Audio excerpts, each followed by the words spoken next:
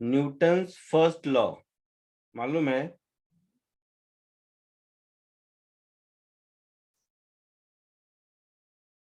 बोलो। हाँ सर. क्या होता है? An object retains its state of rest or motion unless acted on by an external unbalanced force. अरे वाह, बहुत बढ़िया। तो न्यूटन्स फर्स्ट लॉ का दूसरा नाम क्या है? Inertia. Law of inertia. अरे वाह, तो इससे क्या पता चला? लॉ ऑफ इनर्शिया क्या देता है, या न्यूटन्स फर्स्ट लॉ से का आउटकम क्या हो गया?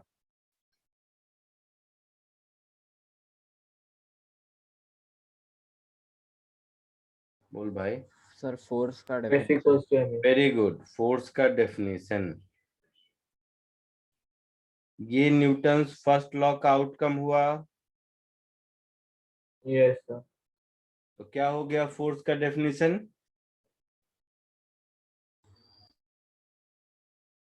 Sir, an external cause that changes the state of motion or rest of a body. अच्छा, तो एक्सटर्नल फोर्स लगेगा तो स्टेट चेंज होगा, ऐसा? Uh, तो मान लो उधर से ट्रक आ रही है और मैंने ऐसे हाथ लगा दिया, तो मेरा स्टेट चेंज हो जाएगा, ट्रक का थोड़ा ना होगा।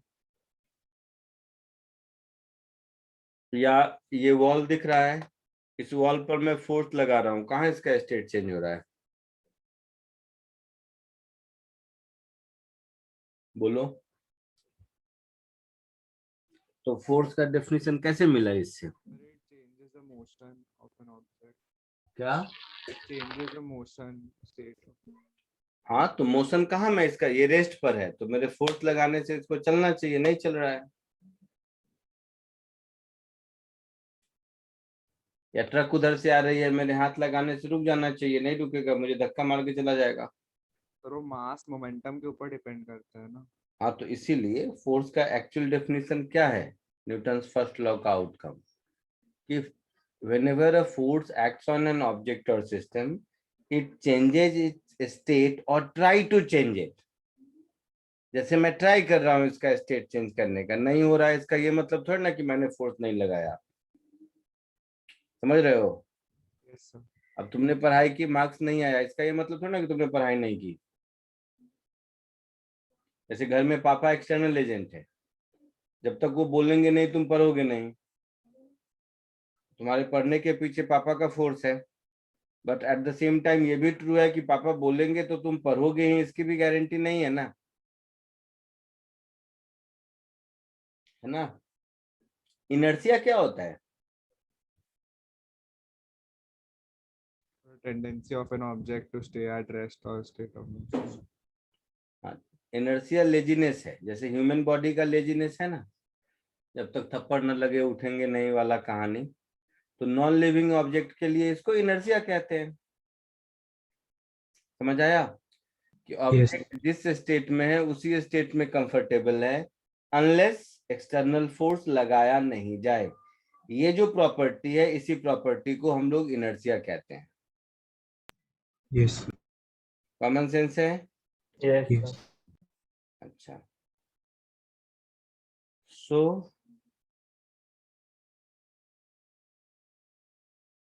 Force is an external agent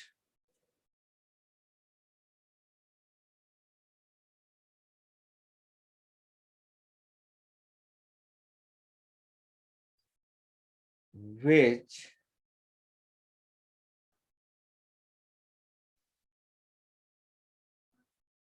changes state of object। State of object का दो मीनिंग है, स्टेट ऑफ रेस्ट और uniform motion. State of rest और स्टेट ऑफ यूनिफॉर्म मोशन।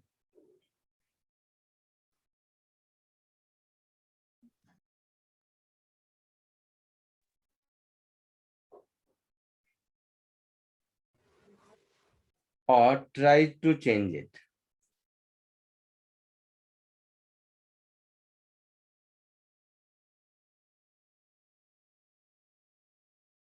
आया समझ में?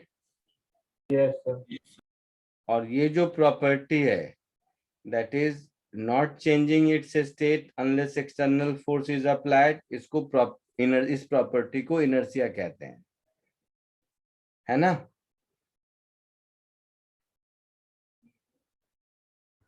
आई बात समझ में? Yes. Yes, sir.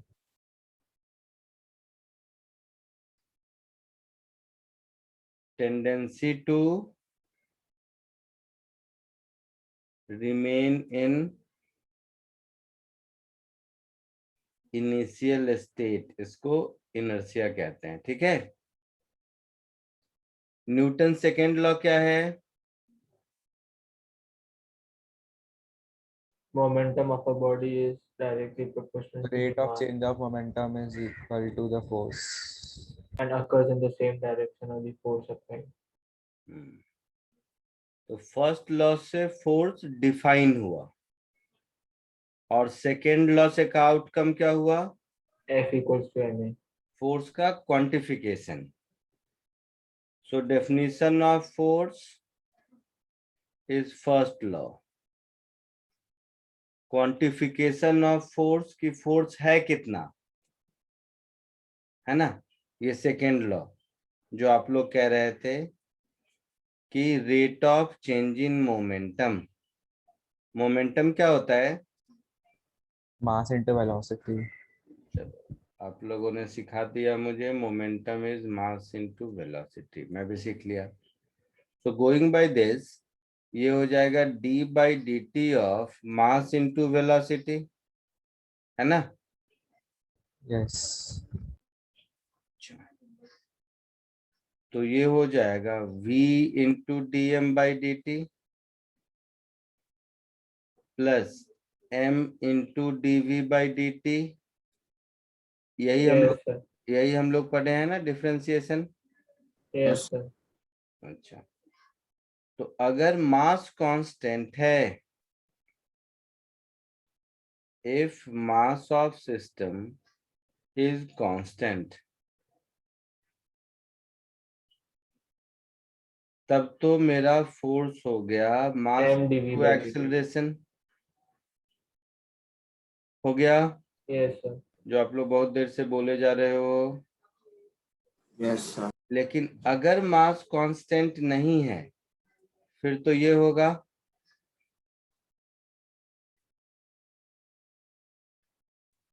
If mass is also changing, जैसे रॉकेट में होता है, पीछे से मास बाहर निकलता है तो आगे की ओर थ्रस्ट देता है ना, पढ़े होगे बचपन में। Yes, sir. तो ये F हो जाएगा v into d m by d t plus m into d v by d t, ऐसा।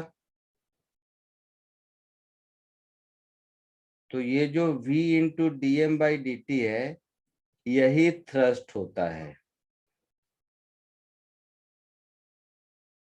आई बात समझ में?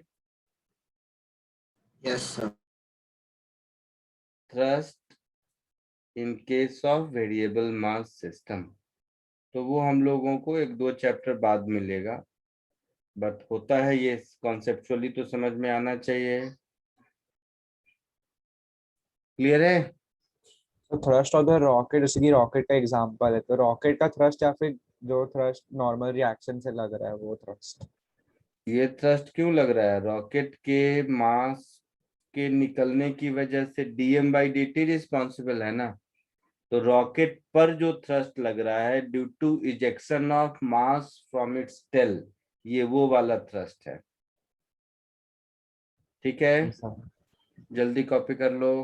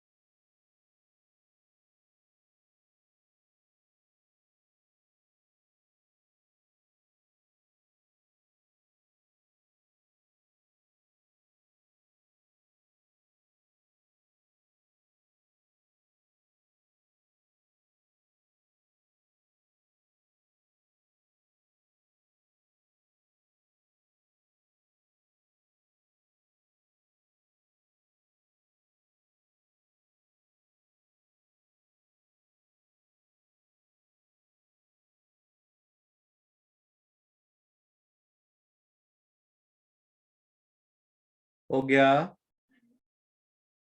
Yes. एक मिनट आगे बढ़े? Yes, sir.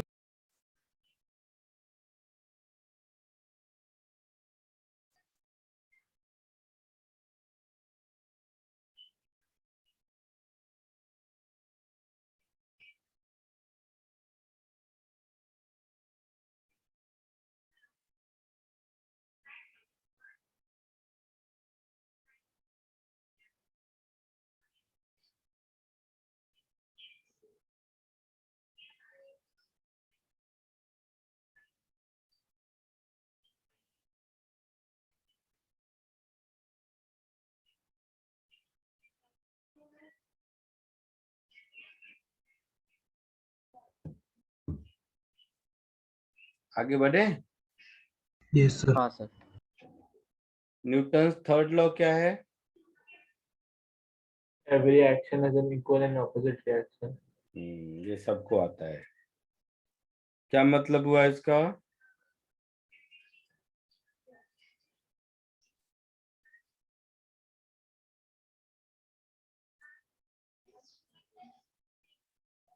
Sir, if a force is applied on the body, then the body will apply an equal and opposite force on that.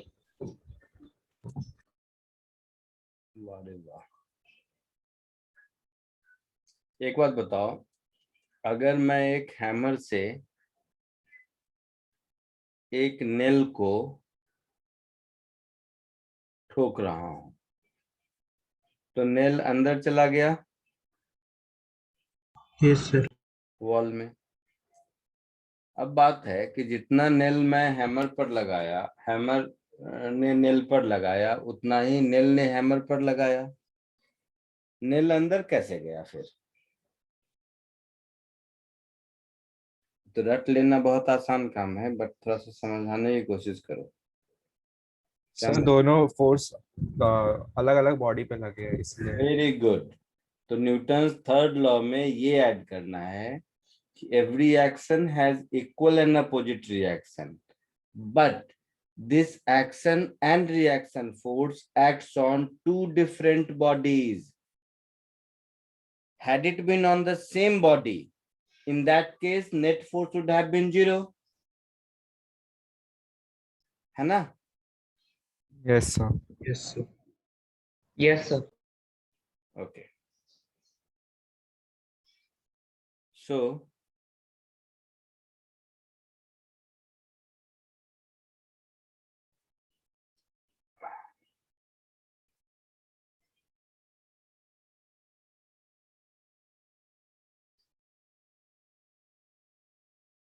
every action has equal and opposite reaction,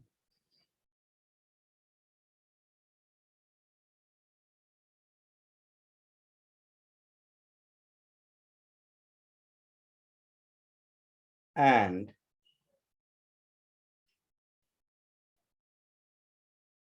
these action and reaction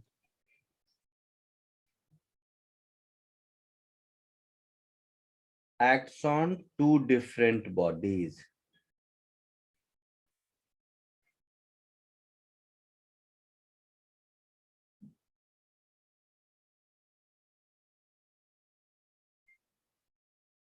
ठीक है? जैसे कुछ example देखते हैं। Suppose ये एक block है जो ग्राउंड पर रखा हुआ है।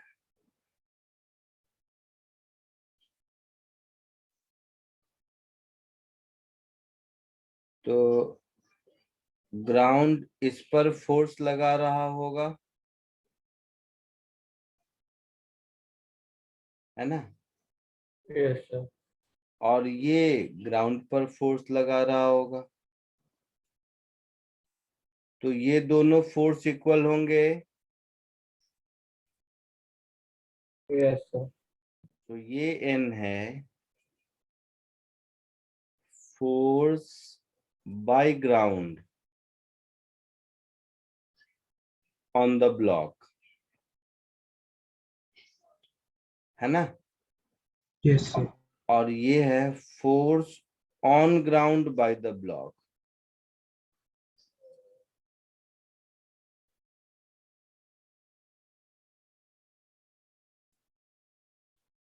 ये बात समझ में आई? Yes, sir. अच्छा, ये दोनों इक्वल एंड अपोजिट होगा। इसके अलावा इसका खुद का वेट mg नीचे लग रहा है,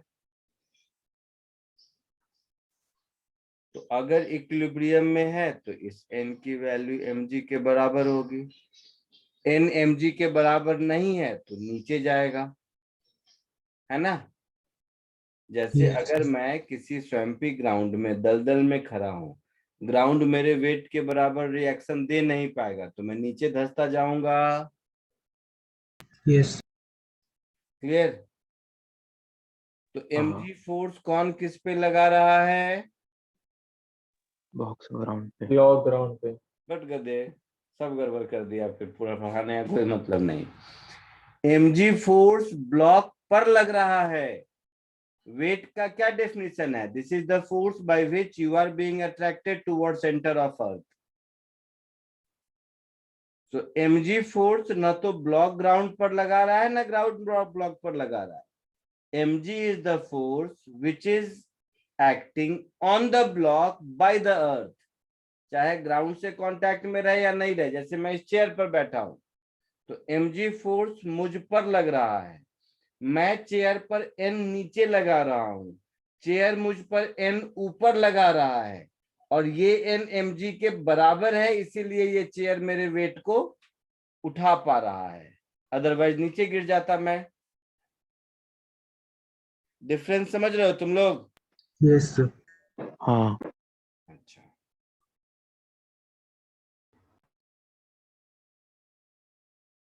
ऐसे समझो। सपोज ये एक ब्लॉक है और ये एक दूसरा ब्लॉक है।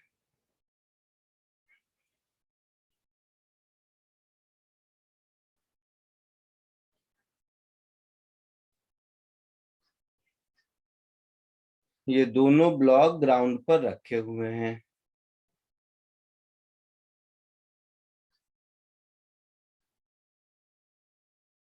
तो इसको A कह दो, इसको B कह दो। अगर मैं A को पुश करूं इधर से तो दोनों आगे जाएगा। यस। B को कौन पुश कर रहा है? B को मैं तो नहीं पुश कर रहा, मैं तो टच भी नहीं किया, मैं तो A को टच किया। A push कर रहा है sir. A पुश कर रहा है, मतलब A B पर इधर फोर्स लगा रहा होगा।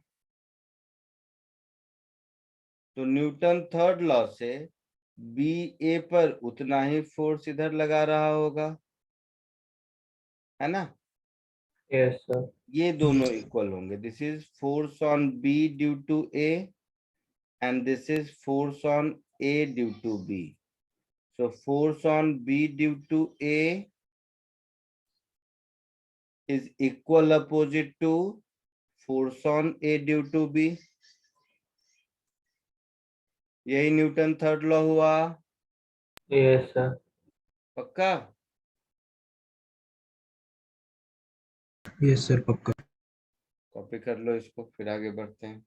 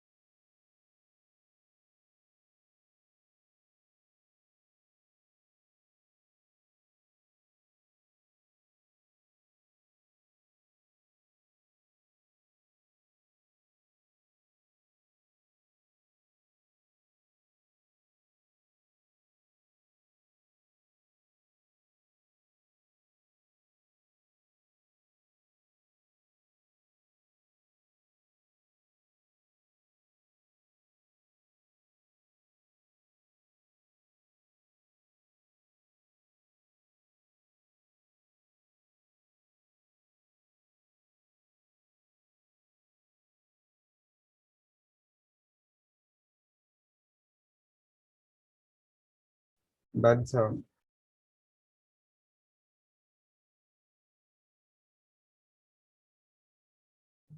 हो गया, आगे बढ़ूं? Yes. ठीक है, अब कॉमन सेंस देखो। अगर किसी ऑब्जेक्ट पर नेट फोर्स 0 है तो वो इक्विलिब्रियम में होगा। Yes, sir. Okay, if net force on an object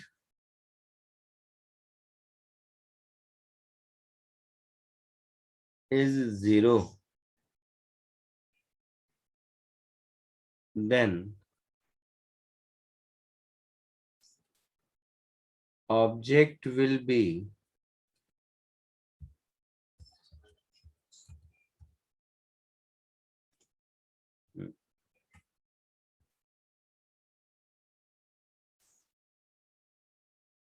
in કયા દિવસે translational equilibrium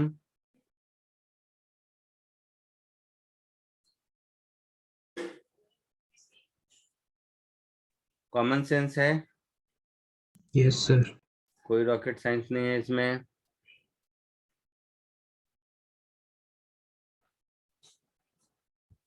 ठीक है, तो एज एन एग्जांपल ये देखो,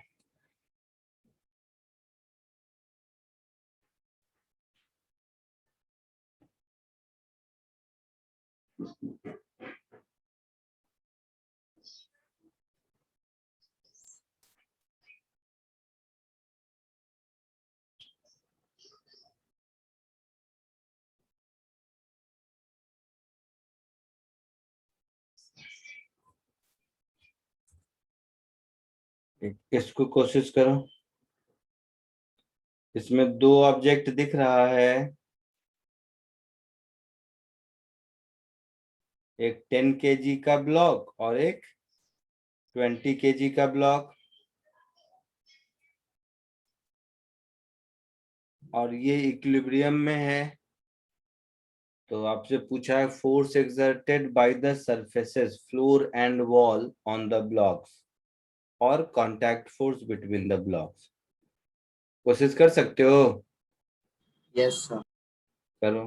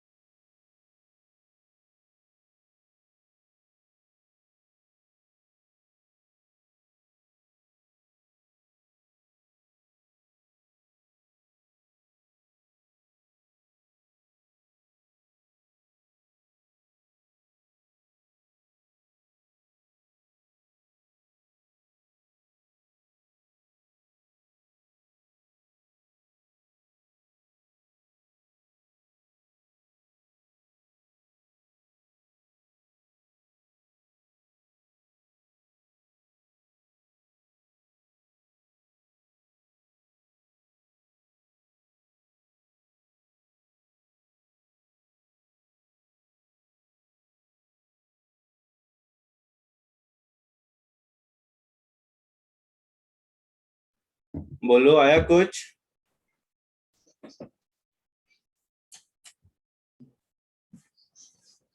बोलो। नहीं। चलो ये 10 kg वाले को देखते हैं। 10 kg वाले पर 100 न्यूटन इधर लग रहा है। Yes. इसका नाम दे देते हैं, इसका ए और इसका बी। इसका खुद का वेट नीचे लगेगा, Yes, sir. ग्राउंड का नॉर्मल ऊपर लगेगा, लगेगा। Yes, sir. लगेगा. बी को देखो अब, ये है ए का, ये है बी का। बी पर 15, बी का खुद का वेट mg 200 न्यूटन नीचे लगेगा, है ना। हाँ सर लगेगा. बी पर ये वाला फोर्स लग रहा है 15 न्यूटन का 30 डिग्री पर, लग रहा है। Yes सर लग रहा है. बी पर ग्राउंड फोर्स ऊपर लगा रहा है, बी पर वॉल फोर्स इधर लगा रहा है। यहां तक कोई दिक्कत? No sir. No sir.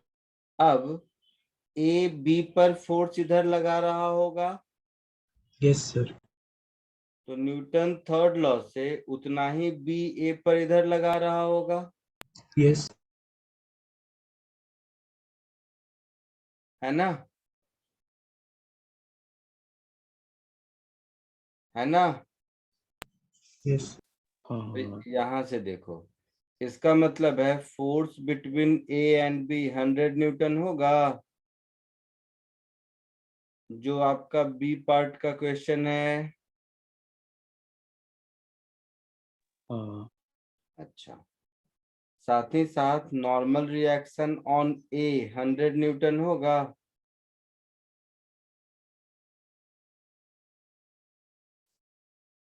बोलो। हाँ सर. अच्छा, अब इसको देखो, ये 50 न्यूटन है, ये 30 डिग्री है, तो 50 न्यूटन का ये वाला कंपोनेंट 50 cos 30 होगा, yes sir. Yes, sir. That is 25√3। और 50 का ये वाला कंपोनेंट होगा 50 sin 30, दैट इज 25 होगा। यस सर होगा. तो यहाँ से एन बी मैं लिख सकता हूँ 200 प्लस 25√3 न्यूटन,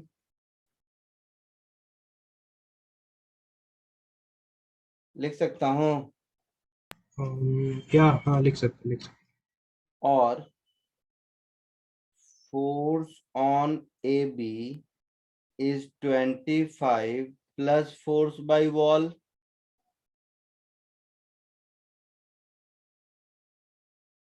इन Yes. दोनों का सम इसके बराबर होगा।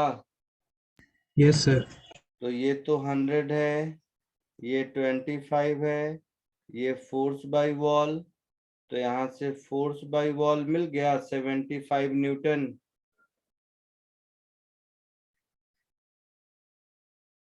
चमका कुछ? कोई डाउट किसी को? No sir. कॉपी कर लीजिए।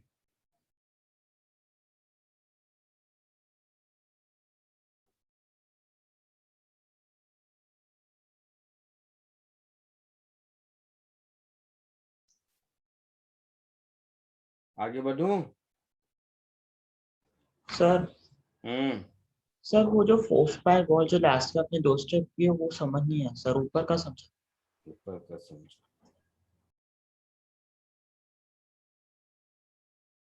बी का फ्री बॉडी डायग्राम दिख रहा है? Yes sir. उसमें F A B rightward दिख रहा है यस सर। और 25 plus F wall leftward दिख रहा है। Yes sir. तो 25 plus F wall F A B के बराबर होगा। हाँ सर। और ऊपर देखो एफ ए बी का वैल्यू 100 मिला है। अच्छा हाँ हाँ हाँ हाँ सर समझे। हाँ सर समझे। सर हम्म सर सरफेस जितनी फोर्स एक्सर्ट कर रहा है उसमें हम लोग को नॉर्मल रिएक्शन ऑफ ए और बी का ऐड करना है ना। बिल्कुल। ओके। यहाँ से 100 आया। आगे बढ़ूं? हाँ sir. Yes sir.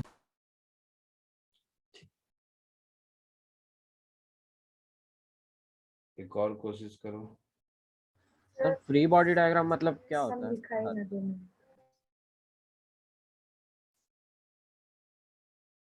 Free body diagram मतलब क्या होता है? स्कूल में नहीं पढ़ा नाम? नहीं सर। तो ये जो दोनों ए और बी का फोर्स बनाया है ना, इसी को फ्री बॉडी डायग्राम कहते हैं, है ना? अच्छा, जो मतलब जो भी फोर्सेस एक्ट कर रहे हैं हाँ, तो ऊपर वाले को बोलेंगे free body diagram of A, नीचे वाले को बोलेंगे free body diagram of B. ठीक है? हाँ सर। और दूसरा, फ्री बॉडी में बॉडी को एक पॉइंट से रिप्रेजेंट करते हैं। मुझे समझाना था इसलिए मैंने ब्लॉक बना दिया, नहीं तो यहाँ पर फ्री बॉडी में एक पॉइंट लिखेंगे ऐसे, इसमें एक पॉइंट लिखेंगे ऐसे, शेप साइज नहीं। ठीक है? तो ये कहलाएगा free body diagram of A, ये कहलाएगा free body diagram of B. Sir और अगर वो बॉडी मोशन में होगा तो वो कैसे रिप्रेजेंट? तो भी पॉइंट से ही, फ्री बॉडी डायग्राम पॉइंट से ही होता है। मास को एक पॉइंट देते हैं तो कहते हैं फ्री बॉडी डायग्राम। ठीक है एक सर। मास को एक पॉइंट से रिप्रेजेंट कर दो और सारे फोर्स को उस पे वेक्टर के जैसा लिख दो, तो वो कहलाएगा फ्री बॉडी डायग्राम। आगे बढ़ूं? Yes yes sir. Yes sir. एक और क्वेश्चन कोशिश करो।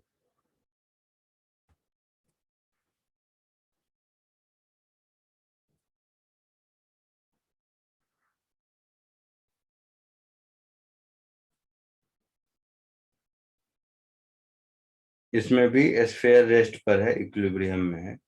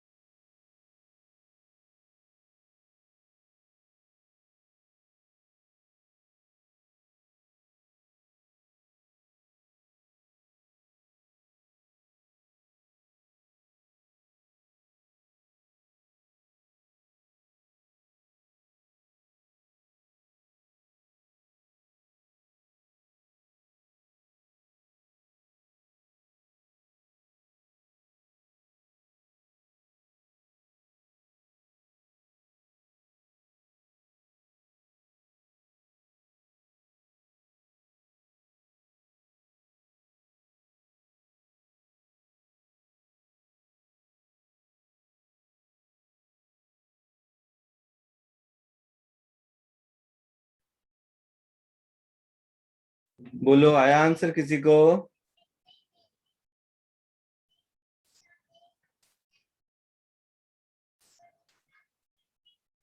बोल तो सही।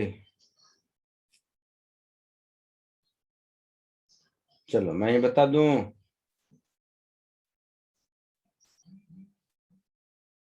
कुछ तो बोलो। हाँ सर आया है यस मैंने। सर। सर ए पर 100 न्यूटन होगा क्या? क्या आंसर आया बताओ? सर ए पर 100 न्यूटन। तो मेरे को 60 न्यूटन और 80 न्यूटन आया। अच्छा,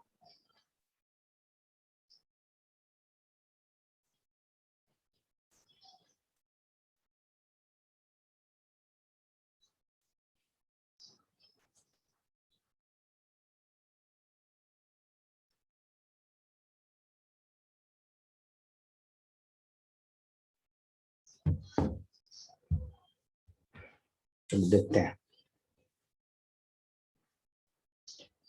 फ्री बॉडी डायग्राम देखो।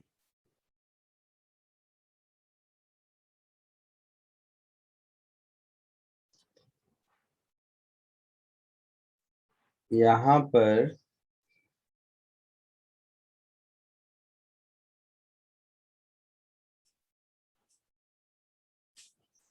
सेंटर से ये होगा नॉर्मल रिएक्शन एट ए, होगा। Yes, sir.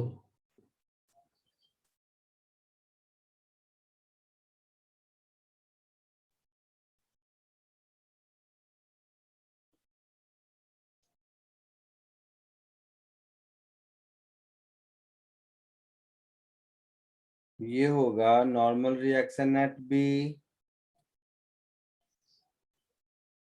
होगा।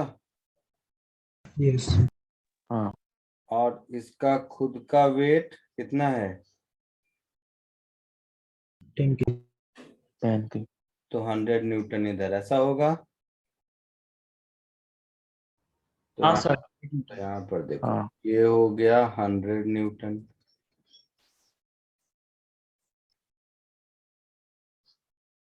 ये हो गया एन ए, और ये हो गया एन बी। ठीक है।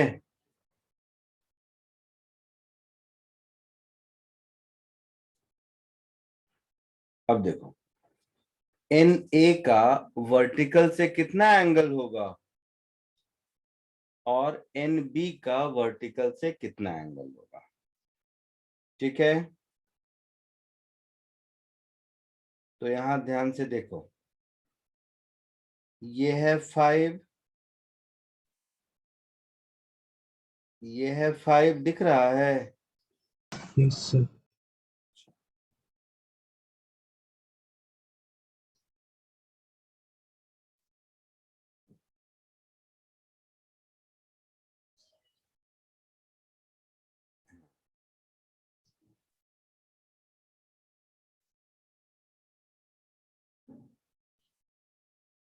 ये भी है 5,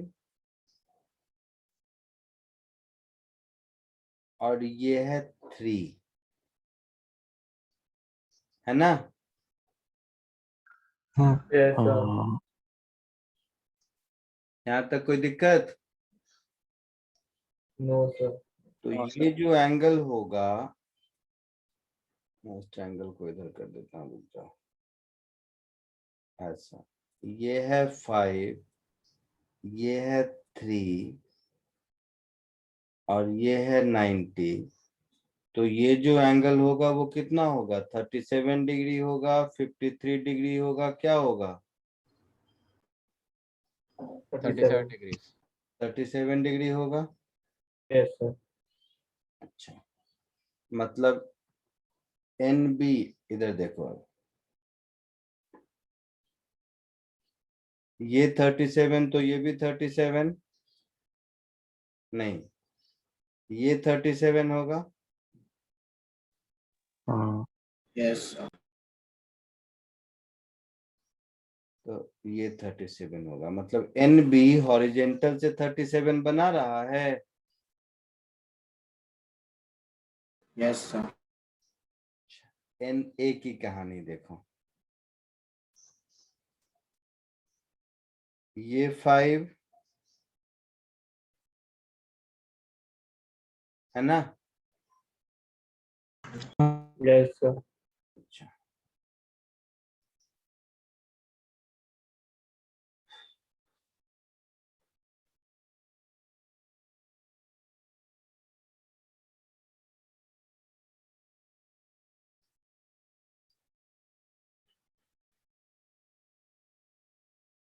तो मुझे ये एंगल चाहिए ना।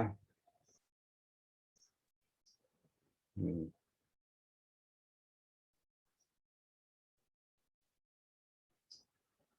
तो 5 में से ये 3 है तो ये 2 हो गया। नहीं नहीं, सर नीचे होगा ना। हाँ बोलो। सर वो सेंटर से जो नीचे वाला डॉटेड लाइन है वो 4 सेंटीमीटर होएगा। आर से ए तक 5 सेंटीमीटर और वो बीच वाला 3 आर सेंटीमीटर से ए तक 5 सेंटीमीटर, आर से यहाँ तक 3 सेंटीमीटर। और नीचे 4। 1 मीटर भी दिया है। अच्छा, ये 1 मीटर भी दिया है। ओके हाँ ओके, सर। मैंने नहीं देखा। हाँ 1 मीटर भी दिया है। तो ये 4 हो गया इस ट्रायंगल में। वो मैंने नहीं देखा, अभी देखा। तो इस और फिर बीच ट्रायंगल वाला में 3 हो ये जाएगा 4 है, नीचे बीच वाला। वाले की जरूरत नहीं है। और ये 5 है। Yes Yes. सर। 4 और 5 के बीच का एंगल 37 डिग्री होगा। हाँ सर। होगा। Yes sir. 4 और 5 के बीच 37 मतलब ये 37 होगा वर्टिकल से। Yes sir. पक्का। Yes. हाँ सर। तो हो गया। अब Na का ये वाला कंपोनेंट Na साइन 37 और ये वाला component Na cos 37।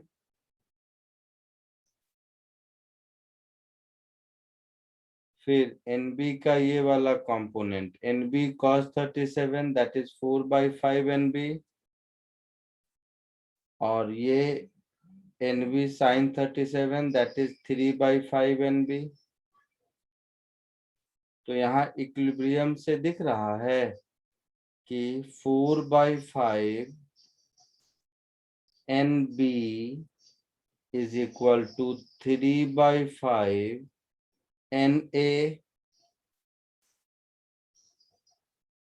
So 4 Nb is 3 Na। एक इक्वेशन हो गया। Yes, sir. वर्टिकल डायरेक्शन में इक्विलिब्रियम के लिए 4/5 Na plus 3/5 Nb is 100। 4/5 Na plus 3/5 Nb is 100। हो गया। बोलो। हाँ सर। तो इन दोनों को सॉल्व करेंगे तो मुझे Na और Nb मिल जाएगा।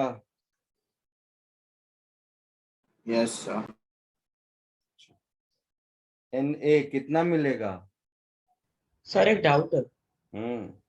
सर जो आपने पहला इक्वेशन दिया उसके अंदर वो इक्वल हो वो समझ में आया, पर सर दोनों का डायरेक्शन तो ऑपोजिट है ना, तो एक माइनस होगा। क्या बोलता है? कहाँ पर बताओ। सर वो आपने दो ब्लैक कलर के लाइंस लिए, वो दोनों अलग डायरेक्शन में ऑपोजिट। अभी तो एक दूसरे को कैंसिल करेगा ना, नेट हाँ फोर्स अब 0 होगा। हाँ सर। तो ये वाला 3/5 Na ये वाले 4/5 Nb को कैंसिल कर रहा है, इसका यही मतलब है। हाँ सर। आया समझ में? हाँ सर समझ गए। तो सॉल्व हो जाएगा आगे। हाँ सर। ठीक है, जल्दी कॉपी करो और सॉल्व करके आंसर बताओ।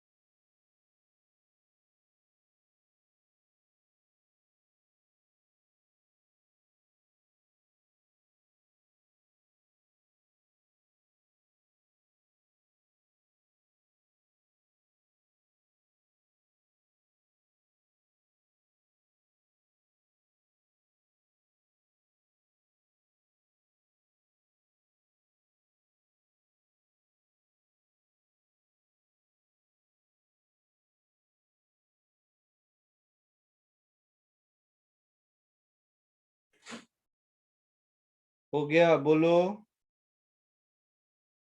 Yes, sir. Yes sir. Yes sir. हो गया, बैठो। क्या आया NNB? सर 80 और 80 and 60। 60. 80 and 60। NA80 आया हाँ सर। यस सर। और NB 60। 60. 60। Very good. सबको आ गया ना? सबको आ गया ना? Yes, Yes, sir. sir. Yes sir. चलो आगे बढ़ते हैं।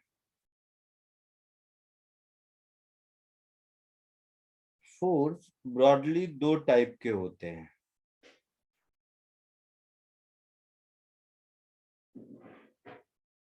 एक को हम लोग कहते हैं फील्ड फोर्स और दूसरे को हम लोग कहते हैं कांटेक्ट फोर्स।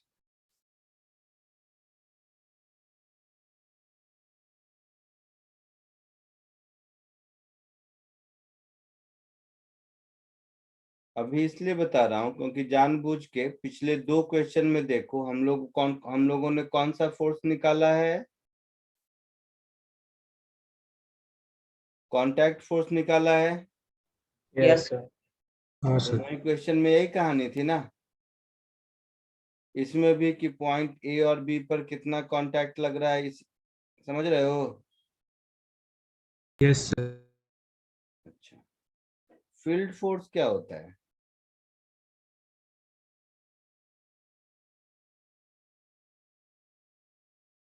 फील्ड फोर्स वो होता है जो एक्सर्ट करने के लिए फिजिकल कांटेक्ट का होना जरूरी नहीं है।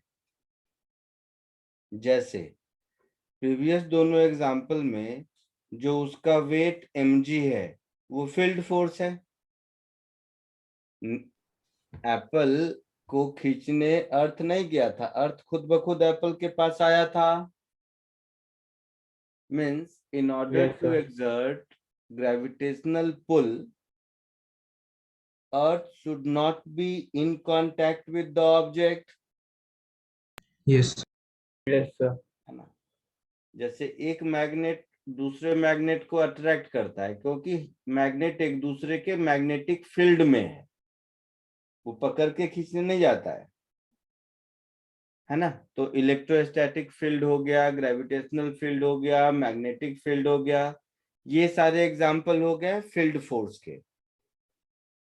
रीजन क्या है कि no physical contact is required.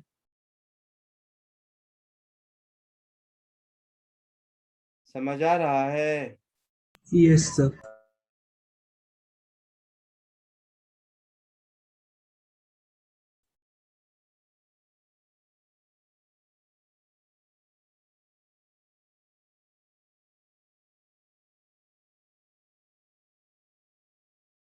जैसे ग्रेविटेशनल पुल है, ये फील्ड फोर्स है। मैग्नेटिक फोर्स है, ये फील्ड फोर्स है। इलेक्ट्रोस्टैटिक फोर्स है, ये फील्ड फोर्स है। समझ आ रहा है? हाँ सर.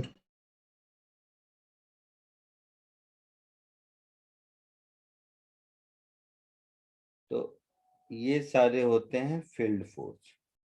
कांटेक्ट फोर्स में क्या है कि फिजिकल कांटेक्ट रिक्वायर्ड है, नहीं तो नहीं होगा।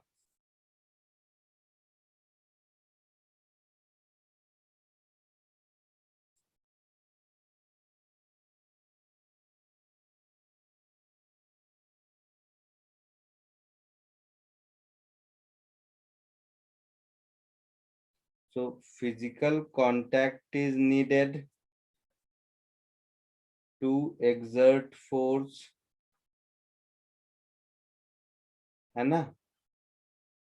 जैसे अभी देखा था नॉर्मल रिएक्शन, देखा था ना? Yes, sir. जैसे टेंशन इन द स्ट्रिंग,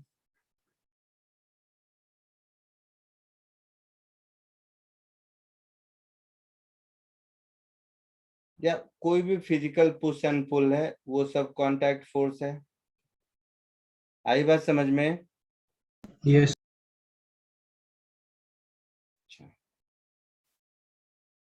तो पहले इतना कॉपी कर लो फिर आगे बढ़ते हैं।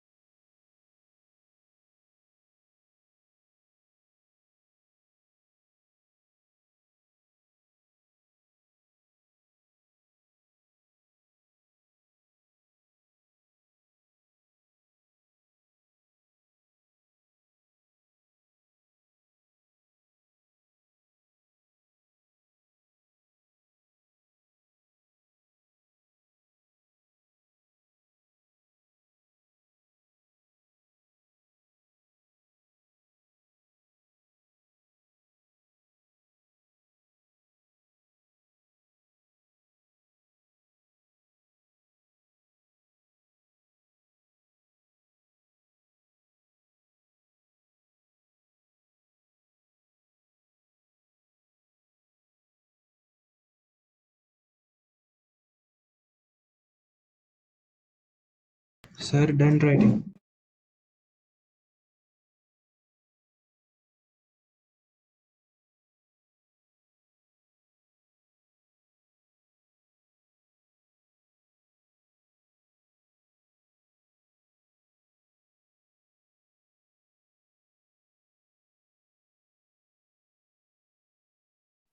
हो गया, आगे बढ़ूं? Yes, sir. Yes, sir. Sir, हाँ, जो रेडिएशन फोर्स है वो भी एक फील्ड फोर्स है ना? कौन सा force? Radiation force. Radiation force? हाँ सर। कहाँ सुन लिया? सर बस ये सुना था, वो रिपेलिंग फोर्स टाइप का होता है। हट कुछ भी।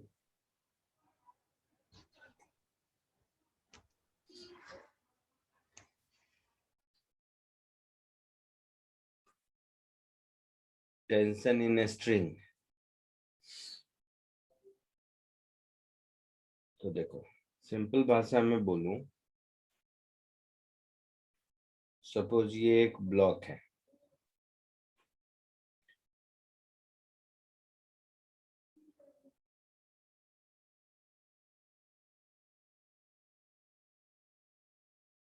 इस ब्लॉक को एक स्ट्रिंग लगा के, मान लो ये एक स्ट्रिंग है, इस स्ट्रिंग को लगा के इस स्ट्रिंग को अगर कोई खींचेगा तो ये ब्लॉक आगे आएगा, है ना। Yes sir. तो यहाँ पर ब्लॉक को कौन खींच रहा है? स्ट्रिंग खींच रहा है, यानी कि स्ट्रिंग इस पर फोर्स इधर लगाएगा। ठीक है। Yes, sir. अच्छा, स्ट्रिंग, आइडियल स्ट्रिंग मासलेस होता है, तो स्ट्रिंग पर नेट फोर्स 0 होना चाहिए, मतलब दूसरे एंड पर स्ट्रिंग पर उतना ही फोर्स इधर लगेगा। तो ये जो फोर्स है इसको हम लोग टेंशन कहते हैं। ये दोनों वैल्यू इक्वल होगी अगर स्ट्रिंग आइडियल है। आइडियल स्ट्रिंग मतलब मासलेस, नॉन आइडियल होगा तो अलग अलग होगा, इन दोनों टी की वैल्यू अलग अलग होगी। तो पहला एक कॉन्सेप्ट आया आइडियल स्ट्रिंग। आइडियल स्ट्रिंग का मतलब हुआ मासलेस। ठीक है, ठीक है। Yes, sir. मासलेस है, इसका मतलब नेट फोर्स 0 है, इसीलिए ये दोनों टी की वैल्यू इक्वल होगी, तभी कैंसिल आउट करेगा एक दूसरे को। Yes sir. दूसरा पॉइंट, स्ट्रिंग बांध के मैं इस सामने वाले चेयर को अपनी ओर पुल कर सकता हूँ, पुश कर सकता हूँ क्या स्ट्रिंग बांध के? No sir. No sir. क्यों? क्योंकि स्ट्रिंग स्लैक हो जाएगा।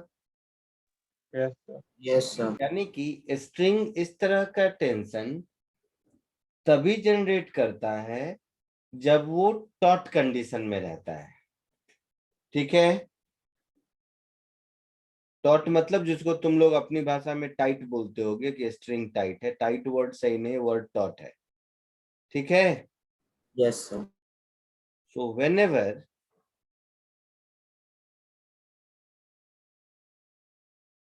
a string is taut,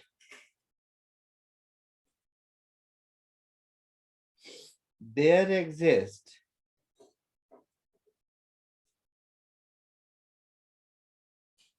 a pulling force। जैसा मैंने कहा पुश कभी नहीं कर सकता है, पुल कर सकता है ना।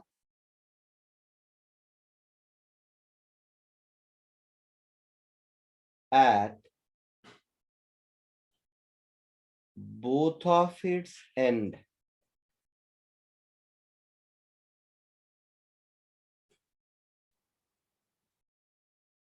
या at its both ends,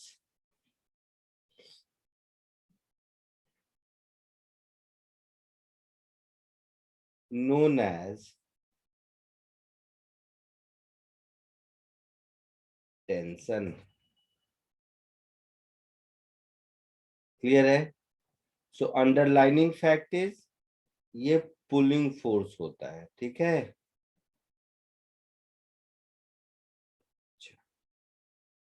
किसी भी स्ट्रिंग में देखोगे,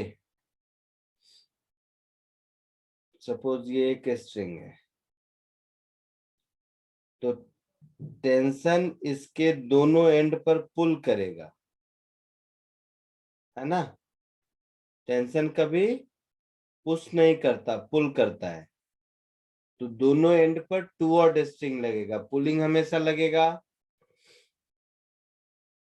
बीच में जितने इनफाइनाइट पॉइंट हैं सब पर टेंशन रहता है, बट सब पर इक्वल अपोजिट रहता है, क्योंकि सब एक छोटा छोटा सेक्शन ऑफ स्ट्रिंग ही है ना।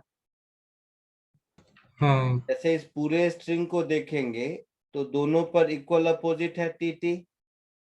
तो उसी तरह इंटरमीडिएट किसी भी पॉइंट पर देखेंगे तो हर एक पॉइंट पर दोनों or equal opposite pulling force लगता है। Yes, sir. समझ आया? Yes, sir. तो इस फोर्स को टेंशन फोर्स कहते हैं। स्ट्रिंग का यूज क्या है? तो जैसे इस सिंपल से एग्जांपल से देखो, स्ट्रिंग क्या किया, तो मेरे इस एफर्ट को, जो एफर्ट मैं पॉइंट ए पर लगा रहा हूं एफ वाला, इसको ट्रांसमिट कर दिया पॉइंट बी पर। और Yes, अगर sir. आइडियल स्ट्रिंग है दैट इज मासलेस, तब तो विदाउट डिमिनिशिंग वैल्यू, मतलब मैंने जितना लगाया 10 न्यूटन का पुल, अगर तो 10 न्यूटन का ही ट्रांसफर हुआ वहां तक, न कम न ज्यादा, है ना। Yes, sir. अगर स्ट्रिंग में मास होता तो ये वैल्यू कम होती। तो स्ट्रिंग का यूज क्या है, ट्रांसफोर्स को एक पॉइंट से दूसरी जगह तक, दूसरे पॉइंट तक ट्रांसमिट करने में। कोई doubt? No, No, sir. sir. So it is used for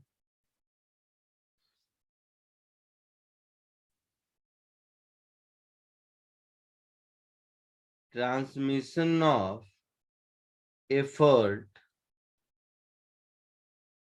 from one end to another. ठीक है।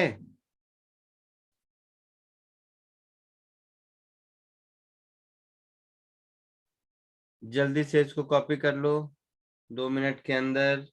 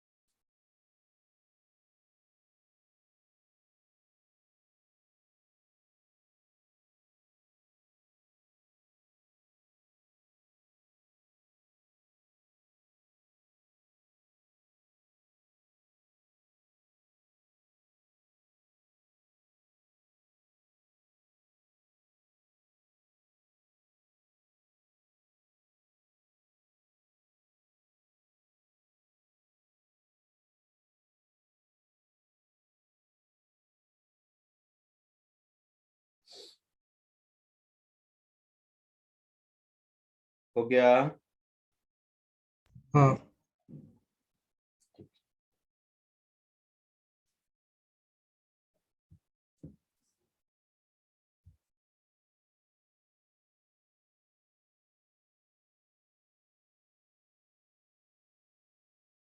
इक्वेशन करो।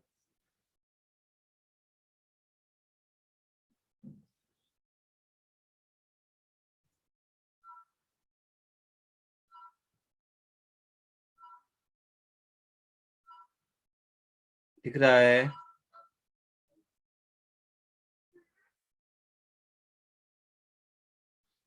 यहाँ पर 3 स्ट्रिंग है, कौन कौन? एक ये वाला, कंफ्यूजन ना हो ज्यादा देख के इसलिए, एक ये वाला, 4 स्ट्रिंग है सॉरी, एक ये वाला और एक ये वाला। ये दोनों जस्ट वर्टिकल लाइन है। कोशिश करो, इजी है।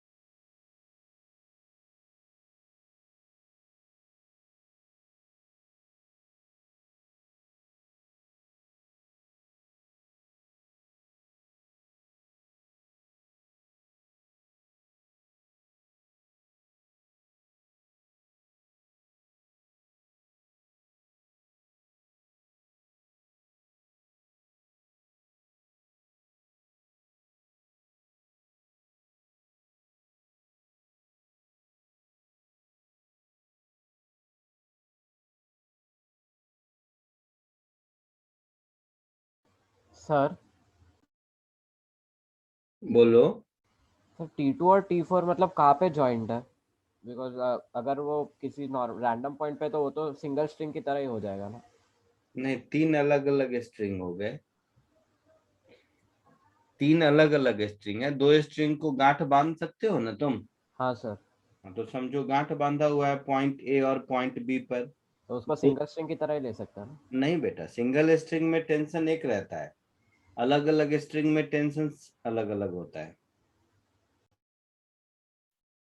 तो पॉइंट बी पर सेकेंड और फोर्थ, पॉइंट बी पर सेकेंड, थर्ड और फोर्थ तीन स्ट्रिंग को गांठ बांधा है। पॉइंट ए पर फर्स्ट और सेकेंड दो स्ट्रिंग को गांठ बांधा है।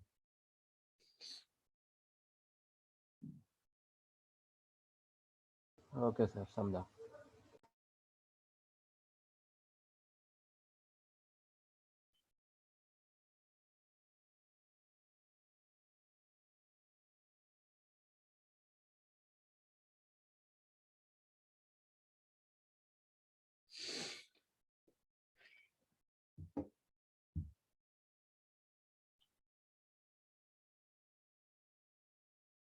देखो, आसान है।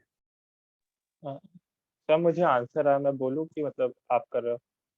देख लेना मैच करके। Okay sir. पॉइंट 1A पर देखो, पॉइंट ए पर 10 kg वाले का 100 न्यूटन नीचे,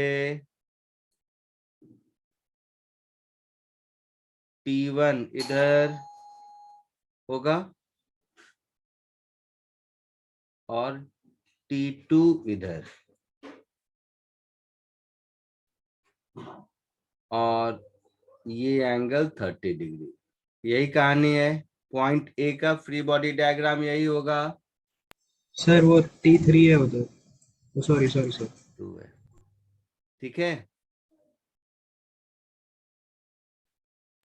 तो ये हो गया T2 साइन 30 डिग्री, ये हो गया T2 cos 30 डिग्री। हो गया। तो यहां से मुझे मिला √3 T2/2 is 100, so T2 is 200 upon √3 Newton. T2 मिल गया। हाँ यहाँ सर। से फिर मिला मुझे T1 is equal to T2/2, तो T1 मिल गया 100 upon √3 न्यूटन। कोई doubt? No sir. Point B का फ्री बॉडी डायग्राम अब देखो। पॉइंट बी पर T3 इधर है,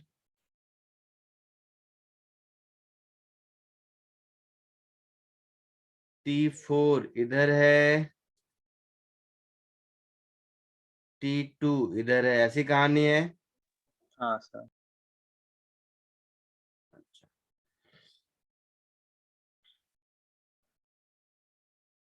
ये 30 डिग्री है, ये 60 डिग्री है ऐसा। Yes sir.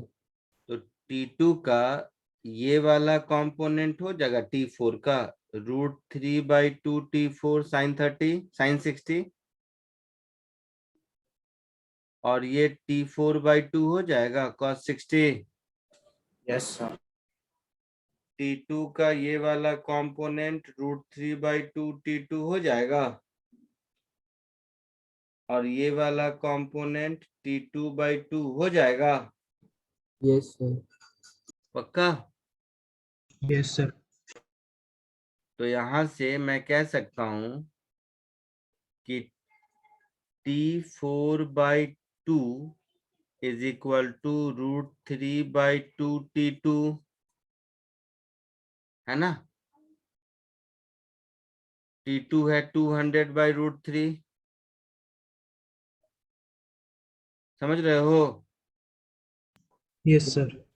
तो यस तो T4 200 हो गया। Yes sir. पक्का?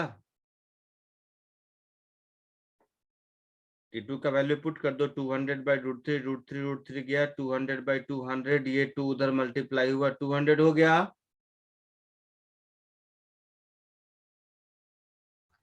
हाँ सर। ठीक वैसे ही x में, सो √3/2 t4 is equal to t3 plus t2/2. तो t4 200, 200/2 100, ये हो गया 100√3 yes sir. equal to t3 plus t2/2, that is 100/√3, है ना।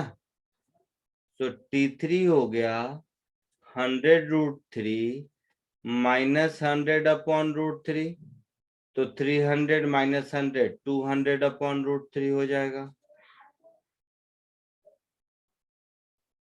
आया समझ में? यही आंसर आया था या कुछ और आया था?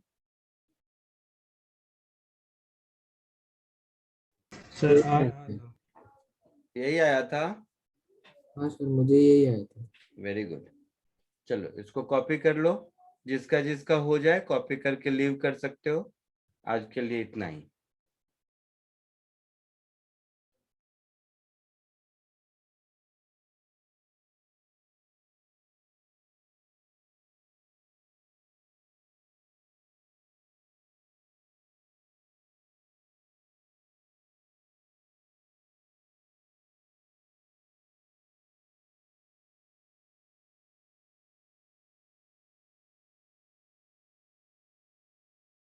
Thank you sir, bye sir.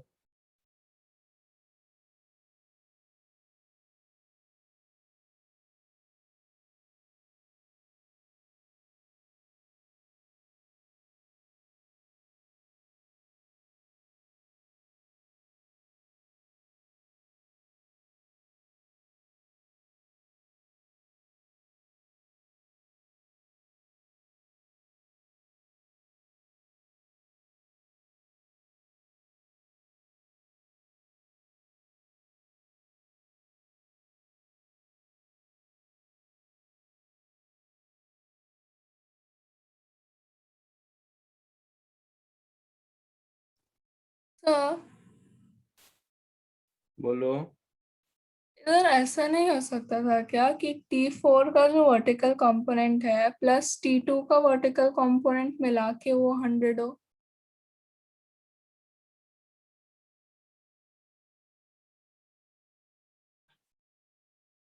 एक मिनट रुको, एक सेकंड होल्ड करो।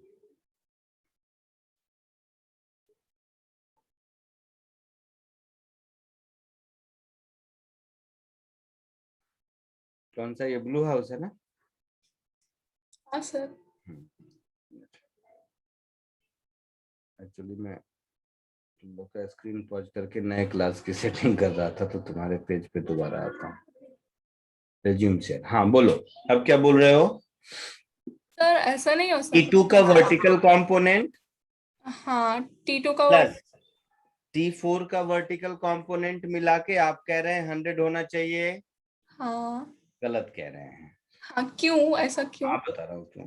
क्योंकि T2 का जो वर्टिकल कंपोनेंट होगा T2 का, उसमें से तो एक कंपोनेंट ऊपर और एक कंपोनेंट नीचे भी तो होगा। जैसे एंड ए पर देखोगे तो ऊपर होगा, हाँ सर। और एंड बी पर देखोगे तो नीचे होगा T2 का ही कंपोनेंट। हाँ सर। तो T2 का वर्टिकल कंपोनेंट अगर ओवरऑल हम देखें तो एक दूसरे को कैंसिल कर रहा है ना। हाँ सर। समझ आया? तो T4 का वर्टिकल कंपोनेंट जो होगा वो 100 के बराबर होगा अगर ओरली सॉल्व करना हो। तो T4 का वर्टिकल कंपोनेंट हो गया T4 cos 60, cos 60 मतलब 1/2, सो T4/2 is 100, so T4 is 200। Orally ये बता सकते थे। ओके सर, समझा। पक्का? हाँ सर, समझ गया। Thank you sir.